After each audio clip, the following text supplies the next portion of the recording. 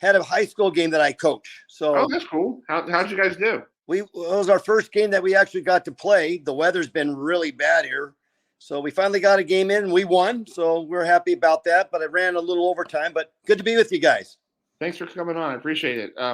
So just talk about your career. You had a short career with Milwaukee, but you had a great, couple years. So what was it like pitching with the Brewers back in the early 90s? Well, it's only one place to be is in the show. So, it was always my goal to make it to the major leagues. And, I battled my way and then I got my chance, my opportunity. I had some success, I had some bad times here and there too, but you're playing against the best players in the world. And, as a starting pitcher, which I mostly did, you pitch one game, you sit for the fifth day again. But, I sat on the bench and got to watch, guys like Paul Molitor and Robin Yount, who became Hall of Famers, and, just playing against a lot of the other players in the league that end up being Hall of Famers. So just watching that caliber of baseball was, it doesn't get any better than that.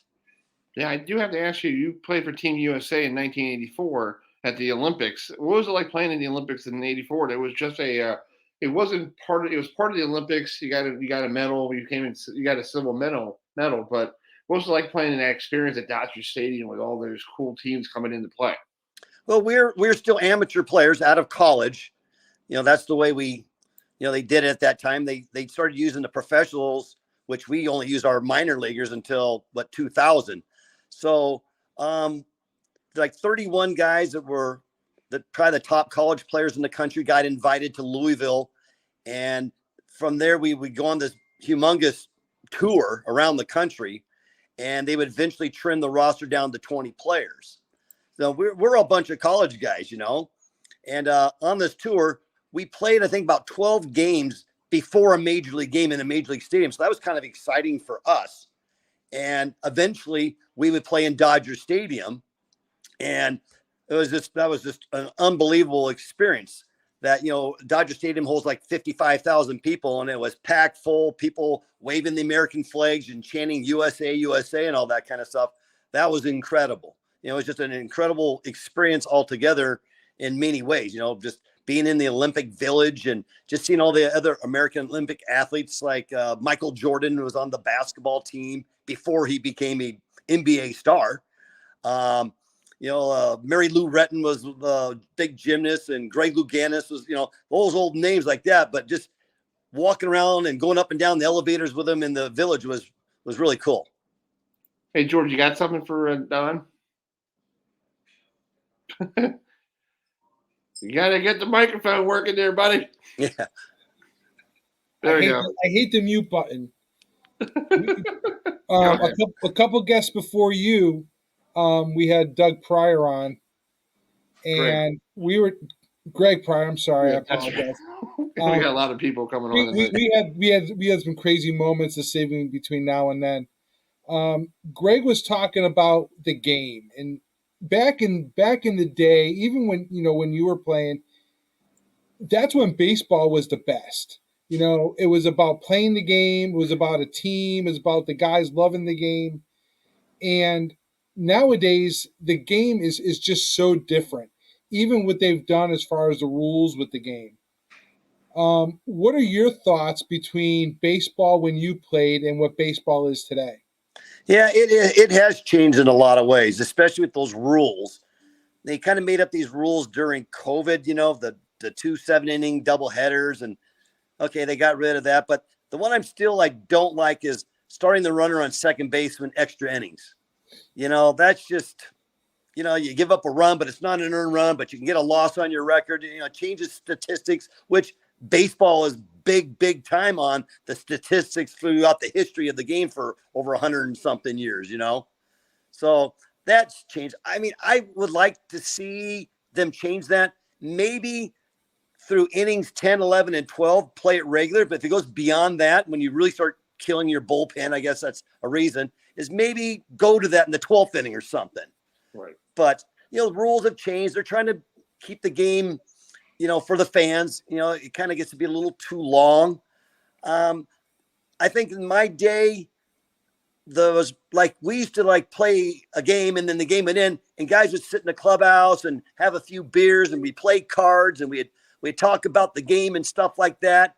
You know, from what I hear, I mean, these guys are more business. It's like, get out of the clubhouse locker room as quickly as you can and go do your other stuff, you know? And so, you know, just the way the game was played, you know, it's like the old thing. I don't want to sound like an old guy, but I probably will, is like when you did something good, you acted like you've done it before instead of like you have to have your premeditated, you know, cheer for yourself and scream and, you know, the antics that go along with all that kind of stuff, you know, bat flips and, you know, and then people talk about, oh, those unwritten rules, you know, well, it kept the game good for us in our era, at least, you know, so, you know, people can look at it whatever way, but if you want to ask a guy like me what my thoughts are, that's how I kind of, you know, I see things.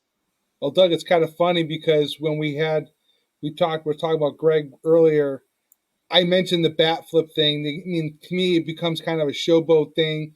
It takes the thing away from it takes the attention from the team. It puts the attention on a specific person. And the rivals, they were rivals. You went and you didn't like the other team. And, you know, the other day, I guess it was yesterday, as a matter of fact, that there was a slide in second base. And then they called the guy out at second base for an illegal slide. Mm. The game is changing, and they say that, you know, like I said, they're trying to change it for the fans. I don't know which fans they're trying to change it for, because I just think the more these rules come out, the more they're ruining the game. Yeah, I mean, they're supposedly trying to protect players, but now, you know, you can't slide and take the shortstop out at second. The catcher, wasn't there a highlight a couple nights ago where the catcher had to give home plate up and, you know, and the guy slid under his tag then, you know, before in the old days, he had that thing blocked real nice and, you know, the guy would have been out by 10 feet, you know, but they're afraid of people running each other over. Yep.